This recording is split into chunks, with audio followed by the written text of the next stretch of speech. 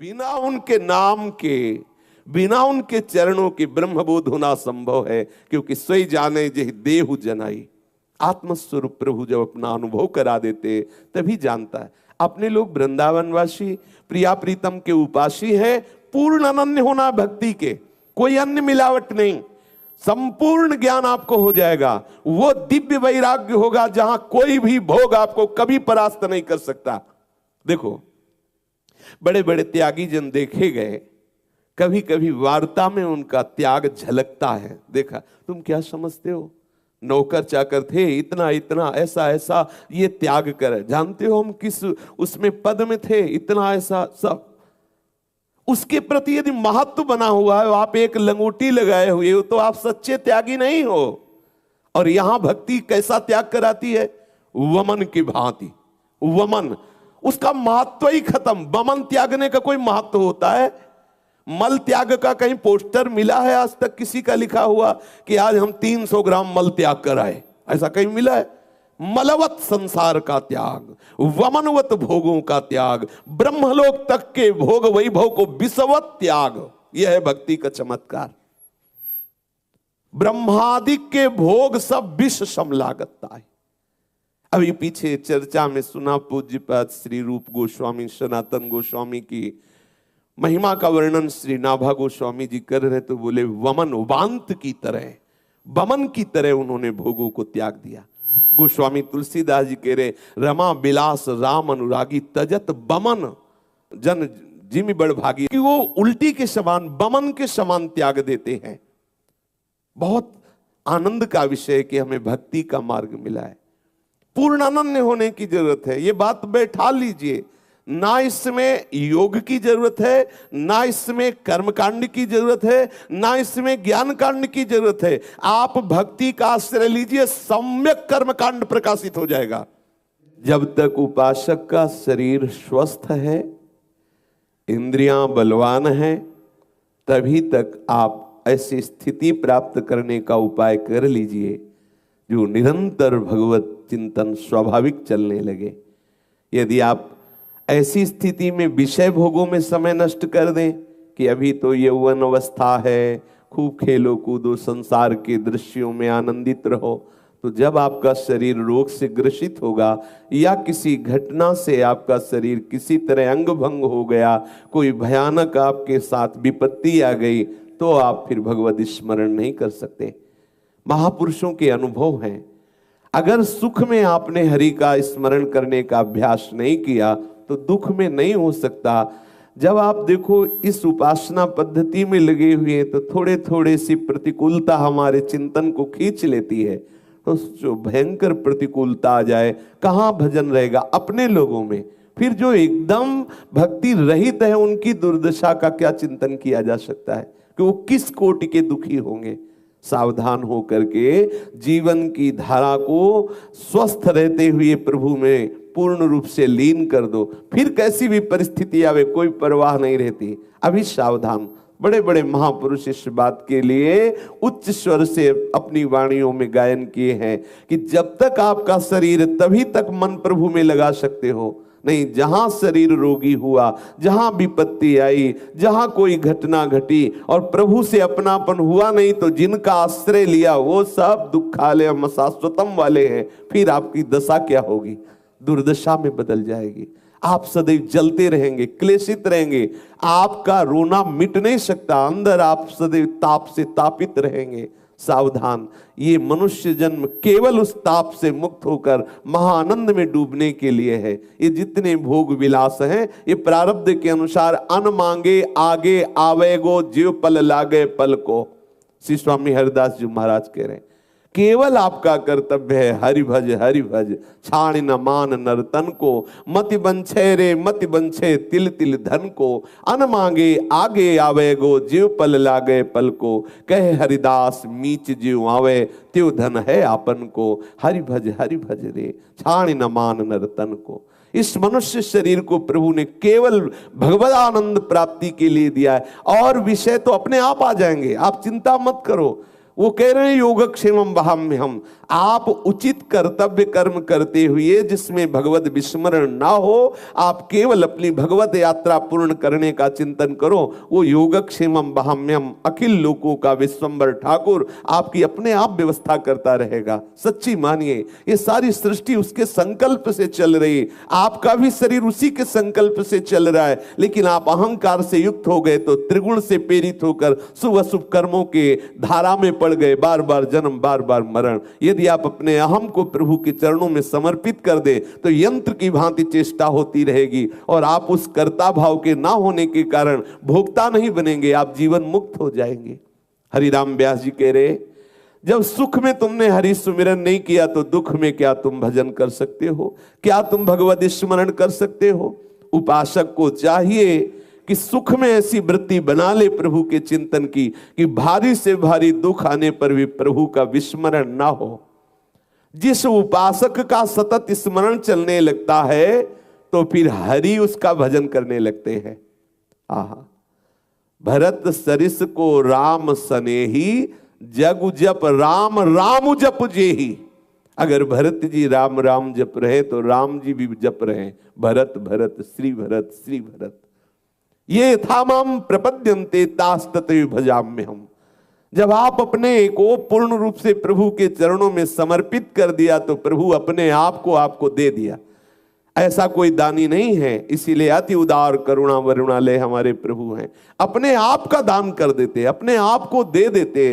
तुम उनके सेवक बन जाओ तो कहते मैं तुम्हारा सेवक हूं, हूं भक्तन को दास, भगत मेरे मुकुटमणि। ऐसी स्थिति बना लो कि भारी से भारी विपत्ति में भी प्रभु का कभी विस्मरण ना हो। जो दुख सुख में प्रभु को कभी छोड़ता नहीं, कभी विस्मरण नहीं करता, तो प्रभु उसको कभी नहीं छोड़ते। और जब प्रभु हमारे हृदय में आ गए तो कौन सा दुख सुख स्पर्श कर पावेगा, क्योंकि आनंद समुद्र प्रभु है। जैसे क्षीर समुद्र में 2-4 ट्रक खटाई डाल दो तो फटने वाला थोड़ी है, 2-4 ट्रक, और एक ड्रम में एक बूंद खटाई डाल दो तो फट जाएगा। प्रभु आनंद समुद्र है, आनंद समुद्र हृदय में आ गया तो पूरा विश्व खिलाफ हो जाए और सब प्रतिकूलता निंदा दुख एक साथ टूट पड़े तो भी उस भक्त के हृदय में तनिक भी क्षोभ नहीं होगा। शास्त्रों में वर्णन आता है, महाप्रलयंकारी स्थिति में भी भक्त प्रसन्न रहता है। क्यों? क्योंकि हृदय में आनंद समुद्र। जैसे क्षीर समुद्र में कितनी भी खटाई डाल दो फटने वाला नहीं, ऐसे ही आनंद समुद्र कितना भी दुख आ जाए वहां कुछ बिगड़ने वाला नहीं। पर स्मरण के द्वारा आनंद समुद्र प्रभु को हृदय में विराजमान करो, जागृत करो। वो पर्दा लगाए हुए सुप्त अवस्था में है, थोड़ा नाम कीर्तन भगवत भक्ति करके पर्दा हटाओ और देखो जहां प्रभु प्रकाशित हुए आनंद ही आनंद। बिना उनके प्रकाशित हुए आप दुख सुख के इस थपेड़े से नहीं बच सकते। ये दुख सुख हमारे मन को ऐसे बांधे हुए है, जरा सी प्रतिकूलता में हम खिन्न हो जाते हैं, भगवत स्मरण छूट जाता है। क्या हमारी भक्ति अभी रंग लाई है? हरिराम व्यास जी कह रहे हैं, दुख सुख जब लगी भक्ति न तब लगी, यह भागवत बतावे। शास्त्र ऐसा कहते हैं, जब तक दुख सुख का प्रभाव तुम्हारे मन में पड़ रहा है विशुद्ध भक्ति नहीं है। विशुद्ध भक्ति का प्रभाव है कि कोई भी सुख दुख का वेग आपके हृदय को छू नहीं पाएगा। अध्यात्म नित्या विनिवृत्त कामा द्वंद्व विमुक्ता सुख दुख संगई। सुख दुख का कोई प्रभाव उसके हृदय में नहीं पड़ेगा।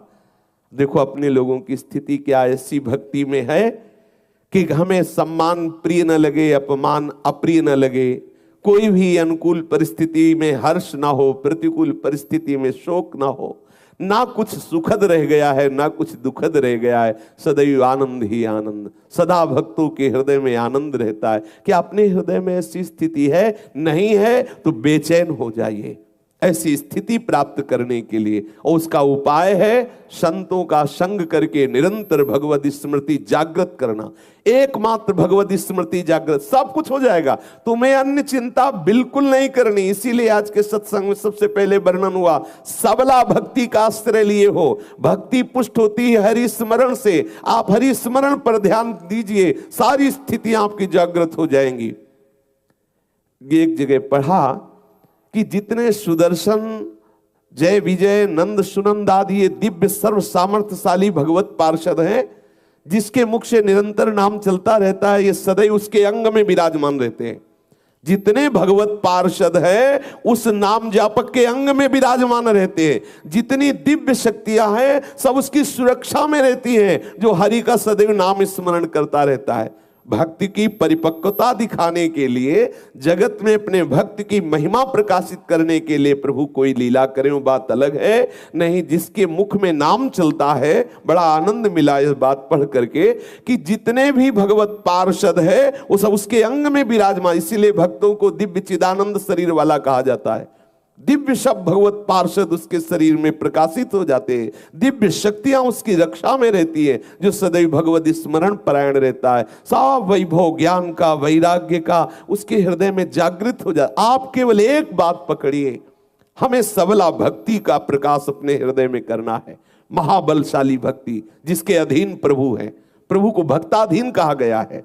अहम भक्त पराधीन हो, देखो कितनी सबल है भक्ति, कितनी सबल है। कभी कहीं ऐसा लिखा मिला हो आज तक किसी शास्त्र में कि मैं ज्ञानी के अधीन हूं? कहीं लिखा मिला हो तो मैं बताना। जो बोध संपन्न आत्म भाव को प्राप्त हुए ज्ञानी जन है, उनको प्रभु ने अपनी आत्मा कहा है। इतना प्रिय है आत्मस्वरूप, लेकिन अधीन नहीं कहा। और भक्तों को प्रभु ने क्या कहा? अहम भक्त पराधीन हो, मैं भक्तों के अधीन हूं। क्योंकि सबला भक्ति प्रभु को अधीन कर। जब प्रभु अधीन हो गए तो कौन सा सूत्र, कौन सी ऐसी देवी संपदा, कौन से ऐसे सद्गुण, कौन से ऐसी दिव्य शक्तियां हैं जो भक्त के अधीन ना हो। और भक्ति पुष्ट होती है अखंड स्मृति से। अखंड स्मृति, हम अखंड स्मृति नहीं कर पा रहे, इसलिए उसको हम अभ्यास में बांट देते हैं। इतनी देर नाम कीर्तन, इतनी देर अमुक अमुक, ऐसे करके पूरे समय को ऐसी नियमावली में बांध देते हैं जहां एक क्षण भी हमें प्रभु के विलग कोई ऐसी क्रिया, कोई ऐसे बोलना, कोई ऐसी चेष्टा, कोई ऐसा चिंतन न रह जाए। तभी भक्ति का प्रादुर्भाव होता है। कोई भी सुख दुख विचलित नहीं कर सकता, क्योंकि है ही नहीं। स्वाप्निक सुख दुख की सत्ता नहीं है।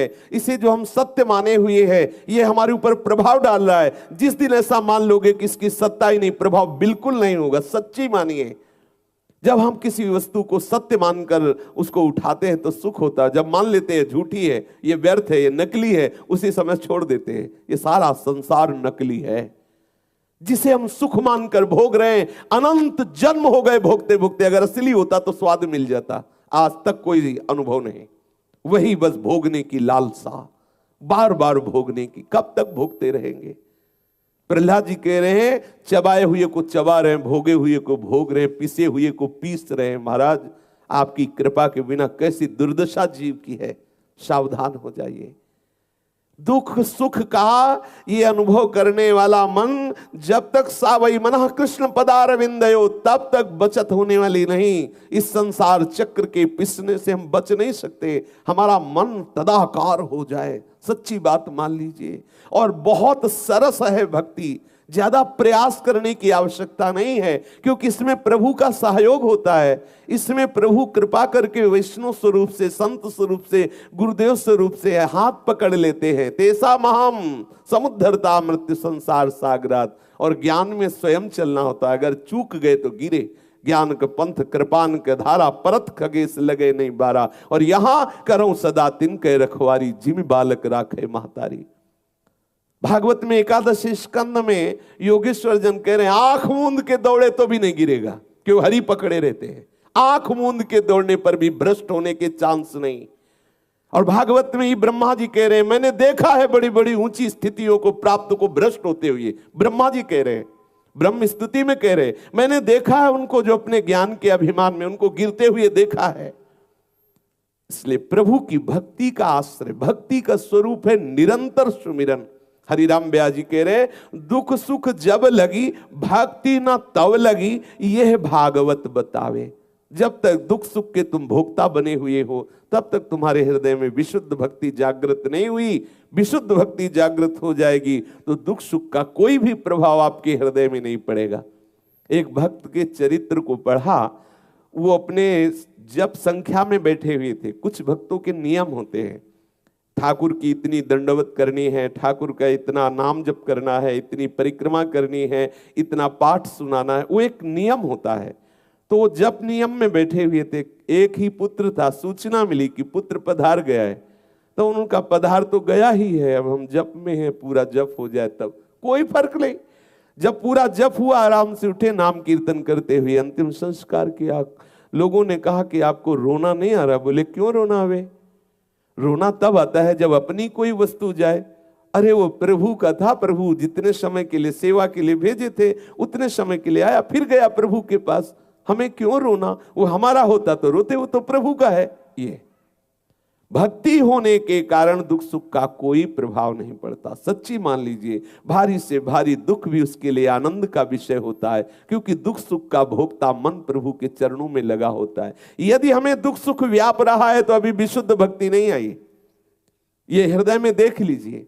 अगर हमें अनुकूलता प्रतिकूलता व्याप रही है, मान सम्मान व्याप रहा है, निंदा स्तुति व्याप रही, तो अभी भक्ति नहीं आई। विशुद्ध भक्ति का स्वरूप यही है, दुख सुख का, मान अपमान का, निंदा स्तुति का प्रभाव नहीं पड़ता।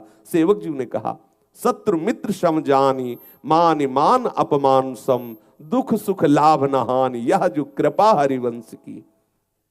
आचार्य कृपा, गुरु कृपा, इष्ट कृपा का ऐसा प्रकाश हृदय में, उपासक के हृदय में, वो प्रकाश भक्ति ही है, जहां ना कोई शत्रु है, न मित्र है, न मान है, न अपमान है, न दुख है, न सुख है, न लाभ है, न हानि है। सोचो कितना आनंद का विषय है, जहां न लाभ है, न हानि है, न मान है, न अपमान है, न सुख है, न दुख है, न हर्ष है, न शोक है, न जन्म है, न मृत्यु है। ऐसा इस शरीर में रहते हुए ऐसा वो विदेह हो जाता है, जीवित इस शरीर में रहते हुए वो जीवन मुक्त हो जाता है। भक्त को ये परवाह नहीं होती कि मरने के बाद भगवान मिलेंगे, मरने के बाद कोई परम पद मिलेगा। जीते जी वो परम पद में है, जीते जी वो जीवन मुक्त है। आपका सतत स्मरण चलने लगे, फिर आप देखना आपको कैसा अनुभव होता है। मृत्यु खिलौना लगने लगेगी, कोई भी दुख आपको परास्त नहीं कर पाएगा। तब तक आप सहते हुए आगे बढ़ो, जो भी परिस्थिति आ रही, बार बार नाम स्मरण, सतत स्मरण हमारा खास बात है, हमारा प्रधान साधन है। सतत स्मरण, सतत स्मरण, किसी भी स्थिति में एक क्षण के लिए भी, देवर्षि नारद जी कहते, आधा क्षण भी नाम न छूटना चाहिए, भगवत स्मरण न छूटना चाहिए। तब आप ऐसी स्थिति को प्राप्त होंगे जहां कोई दुख सुख आपको हिला नहीं सकता। दुख सुख झूठो संतत साचो, हरि हरि जन मुहि भावे, सुख दुख छूटे सुख सनकादिक, नारद हरि गुण गावे। श्री हरिराम व्यास जी कह रहे, ये दुख सुख झूठा है। जैसे स्वप्न का दुख सुख, जब जगे तो दोनों झूठे थे। जैसे स्वप्न में कोई मित्र बना कोई शत्रु बना, लेकिन जगे तो हम अकेले थे, कोई नहीं था। ऐसे ही ये जागृत अवस्था में जो आप देख रहे हो, ये मोह निद्रा में तुम अनेक प्रकार के संकल्प रूपी स्वप्न देख रहे हो। मोह निशा सब सोवनिहारा, देखे स्वप्न अनेक प्रकारा, यही जग जामिन जागे जोगी, परमार्थी प्रपंच भी होगी। ये जैसी हरिवंश प्रपंच विषय रस मोह के, ये मोह के कारण संसार में सुख दुख का अनुभव हो रहा है। अज्ञान अविद्या, मोह गए बिनु राम पद होई न दृढ़ अनुराग। जब तक ये मोह नहीं जाएगा तब तक विशुद्ध भक्ति नहीं। विशुद्ध भक्ति तो कोई मोह नहीं, अर्थात कोई भी राग नहीं, कोई भी द्वेष नहीं, कोई भी प्रियता नहीं, कोई अप्रियता नहीं, कोई सुख नहीं, कोई दुख नहीं, केवल प्रीतम ही प्रीतम। कितना आनंद का विषय। श्री सुखदेव जी, श्री नारद जी, श्री सनकादि जी, ये सब दुख सुख से छूटे हुए महापुरुष हैं और हमारे प्रभु का जस गान निरंतर करते रहते। उपाय भी बताया, बोले दुख सुख छूटे हुए सुखदेव जी, नारद जी, सनकादि जी हैं जो निरंतर हरियस गाते रहते। ये उपाय है, निरंतर उनका नाम, उनकी रूप, उनकी लीला, उनके चिंतन में मगन रहना, दुख सुख की स्थिति से ऊपर उठ जाना, दुविधा से ऊपर उठ जाना, भगवदाकार वृत्ति हो जाना। बड़ा रसमय विषय है। एक बात पकड़ लो, मुझे छोड़ना नहीं प्रभु को, चाहे लीला गायन करके, नाम जप कर, ठाकुर सेवा करके, नाम कीर्तन करके, संत समागम कर, हर समय उनसे जुड़े रहना है। अगर प्रभु से जुड़े रहे तो संसार से राग खत्म होते ही आपके अंदर भूमिकाएं बढ़ने लगेंगी। वो भूमिका स्वयं की समझ में आती है।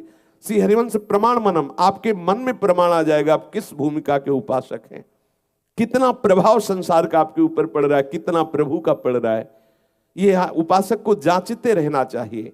हरिराम व्यास जी कह रहे, ये विधि निषेध गुण दोष दुख सुख ये विषयीन बांध ही नचावे। ये विषयी पुरुषों को नचाते हैं, भक्तों को नहीं नचाते। ये दुख सुख विधि निषेध गुण अवगुण ये विषयी पुरुष संसारिक पुरुषों का विषय है। ये भक्तों का विषय तो भगवान नाम रूप लीला धाम में वो मगन रहते हैं। सुख दुख गए जो सुख उपजत है, तापे श्याम बंधावे। जो सुख दुख के ऊपर सुख है, जिस सुख में दुख का लवलेश भी नहीं है, ये सांसारिक सुख दुख नहीं, वो भगवदानंद जो नाम जपने से सुख मिल रहा है, जो लीला गायन से, लीला श्रवण से, लीला चिंतन से, ठाकुर सेवा से, संत समागम से जो सुख मिल रहा है, उस सुख से श्याम सुंदर को बांधा जाता है। कह रहे दुख सुख गए जो सुख उपजत है, तापे श्याम बंधाए। वो आनंद स्वरूप प्रभु ही आते हैं, वो सुख स्वरूप प्रभु ही आते हैं। हरिवंशी हरिदासी सेवत व्यास तहां बन पावे। हरिराम व्यास जी कह रहे हैं, हरिवंशी और हरिदासी का सेवन करने से हमें श्री वृंदावन का वैभव प्राप्त हुआ, वृंदावन का प्रेम रस अनुभव में आया। हमारे हृदय में जो भक्ति रस नहीं बढ़ पा रहा, उसका कारण है शरीर राग। हम शरीर सुख को ही सब कुछ माने हुए, अगर थोड़ी भक्ति भी बनती तो हम प्रभु से यही प्रार्थना करते हैं कि प्रभु ऐसी परिस्थिति कर दो, कभी बुखार ना आवे, कभी कोई रोग ना हो, कभी कोई अपमान न करे, कभी कोई निंदा न करे, कभी कोई हमारा विरोधी ना बचे, जो विरोधी है वो सब मर जाएं, सब नष्ट हो जाएं। ऐसी अंदर भावना जागृत होती, विरोधी ना हो। और ये नहीं सोचते कि प्रभु ऐसी कृपा कर दो कि जहां से विरोध हो रहा है वो नष्ट हो जाए। विरोध कहां से हो रहा है? मन की मलिनता से। मन की मलिनता मिटी कि सारा जगत हमारा इष्ट स्वरूप है। कितने दिन शरीर रहेगा, कितने दिन रहेगा? भाई जी श्री हनुमान प्रसाद पोद्दार जी अपनी वाणी में वर्णन करते हैं कि ये कुछ ही दिनों में खबर फैलने वाली है कि तुम मरे। भाई जी की वाणी है। ऐसा ही सोचना चाहिए, रोज सोचना चाहिए। एक बार तो बैठ के थोड़ी देर ये सोचना ही चाहिए कि किसी न किसी दिन ये बात आएगी कि मृत्यु आ गई नजदीक। जी देखो घबरा जाएगा, तुम्हारा ये मकान छूट जाएगा, तुम्हारे रिश्ते नातेदार छूट जाएंगे, तुम्हारे परिवार के सब छूट जाएंगे, खबर फैल जाएगी। आज ही फैलाओ पहले मन में ये बात फैलाओ, ये तुम मरे, आज नहीं तो कल मरे। और यहाँ क्या फैलाया जाता है? अरे मौज लो, जब मरना है तब मरना है। नहीं नहीं, ऐसा नहीं, जब मरना नहीं, पता नहीं किस क्षण मरना है, इसलिए हर समय तैयार रहना है। ये उपासक और संसारी पुरुष में अंतर है। संसारी पुरुष का है कि एक दिन तो जब मरना ही है तो काहे ना मौज ले लो, वो ये सोचेगा। और उपासक क्या सोचता है? एक दिन जब जाना ही है तो सावधान होकर के चलो, भगवत स्मरण परायण चलो, अपने जीवन को सार्थक कर लो।